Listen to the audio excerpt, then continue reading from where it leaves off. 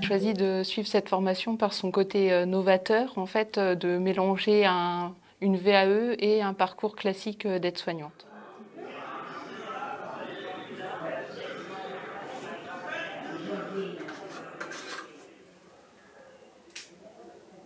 On est terminé.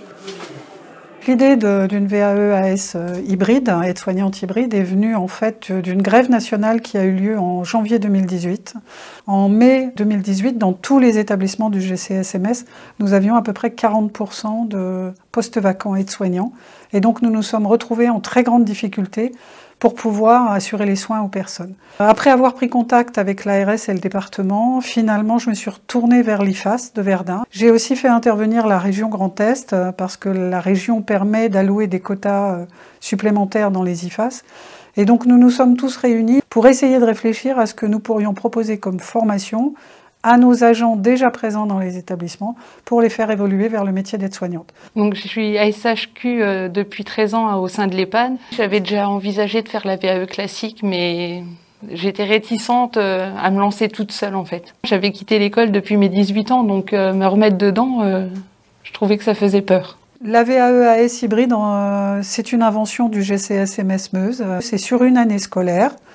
Où nous avons réfléchi toujours à partir du livret 1 et du livret 2 qui font partie des obligations de la VAE, mais en les construisant de manière individualisée pour le livret 1 et collective pour le livret 2 avec l'IFAS. Ce qui me plaisait en fait, c'était qu'on allait être surtout encadré pour le livret par rapport à une VAE classique où on se débrouille tout seul et on fait le livret en parallèle de notre travail. Vous avez 4 mois pour le livret 1, l'aide pour le livret 1. Et vous avez ensuite 6 mois pour la théorie et 3 stages. Au cours de la formation, on a appris plusieurs choses parce qu'on a eu une diversité de stages, donc en milieu hospitalier, en EHPAD aussi.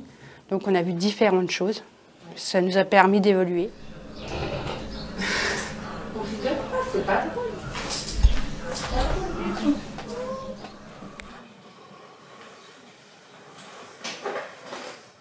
La NFH a permis de rembourser cette formation pour nos agents, ce qui nous a permis également de mettre en place un système de remplacement des agents qui étaient absents pour suivre cette formation. Donc ce que nous avons convenu, c'est de travailler avec Pôle emploi et les autres organismes où les demandeurs d'emploi sont présents pour pouvoir sélectionner des personnes demandeuses d'emploi, les former pendant 2 mois à l'exercice en EHPAD ou en milieu social.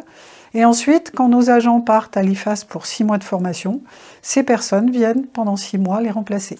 On favorise la formation de nos agents, on les fait monter en compétences et ensuite on a des personnes qui viennent les remplacer. Et ces personnes-là, ensuite, font les 1607 heures et peuvent ensuite prétendre à la formation VAE-AS hybride. C'est-à-dire qu'on est vraiment dans un cercle vertueux et ça nous crée aussi notre vivier de futurs professionnels diplômés.